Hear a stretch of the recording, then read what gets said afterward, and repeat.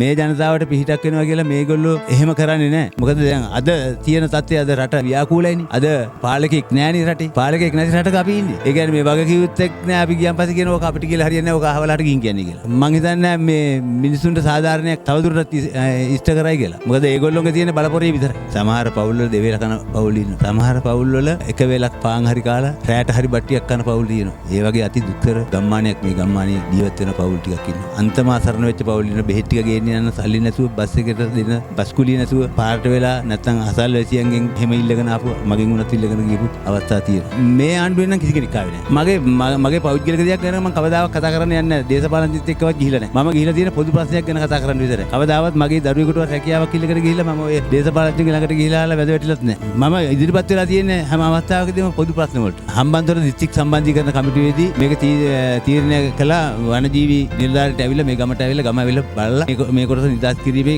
කාර්යය කරන්න කියලා. ඊට පස්සේ දිස්ත්‍රික් සම්බන්ධීකරණ කමිටුවේදී මට සහකාර අධ්‍යක්ෂක වනජීවි ලුණුගංගේර එයාගේ නම්බර් එකක් දීලා මට කිව්වා මම ඕන ප්‍රශ්නේ මට කතා කරන්න මම ඔයගොල්ලෝ වෙනුවෙන් උදව් කරන්න මම සූදානම් කියලා. ඊට පස්සේ ගමනක් දෙයක් කතා කරලා පස්සේ කිව්වා අපි ලබන සතිය දාගෙන තියෙනවා මෙහෙ එන්නම් කියලා. ඊට පස්සේ මාත් එක්ක කතා කරලා කිව්වා මම දැන් ඉන්නේ කටුනායක රට යන්න ගිහිල්ලා මේ මම මේ වෙනකොට ගුවන්තොටුපළේ ඉන්නේ කියලා. ඒ සහකාර අධ්‍යක්ෂකතුමා තමයි තාමත් ඉන්නේ ලුණුගංගේර. ඊට පස්සේ එයා රට ගිහිල්ලා ආවට පස්සේ මම එන්නේ නැති කියලා අහලා ගමන් වාර කීපයක් ගත්තා. ඉස්සුවේ නැහැ. දවසක් මම කතා කරන්න පස්සේ කිව්වා හරි මම දැන් ඇවිල්ලා ඉන්නේ මම ඔබතුමාලගේ ප්‍රශ්නෙට මම බැදියත් වෙන්න ඉන්නවා කියලා. එදා ඉඳලා දැන් අවුරුදු එකමාරක් විතර වෙනවා. අදටත් ෆෝන් එක උස්සන්නේ. ඔන්න ඔකයි වනජීවි නිලධාරීන්ගේ වගකීම් යුතු නිලධාරීන්ගේ තත්ත්වය. මම සමහර අවස්ථාවලදී ඔය දේශපාලනඥයන් ළඟට එක්කන් ගිහිල්ලා අහලා මේ ගමේ තියෙන ප්‍රශ්නේ පොදු ප්‍රශ්නේ වාහන අරගෙන බස් වලින් බස් එකක් ඔය හයර් එකට අරගෙන එහෙම ගිහිල්ලා කියලා ඒගොල්ලන්ට උදව් උපකාර කරන්න කිව්වා. නමුත් අබමල් රේණුවක තරම් මං හිතන්නේ මේ නිවාස ගම්මාන ඉදි කරනවා කිය ඔය කතා කරගෙන ගියත් නම ගම්මාන ඉදි කරනවා කියලා කිව්වත් මේ ගමේ කිසිම කෙනෙක් වෙනුවෙන් මං හිතන්නේ මේ ආණ්ඩුවේවත් මේ රටේ පාලකෙක්වත් අපේ දුක් ගැනවිල්ල ගැන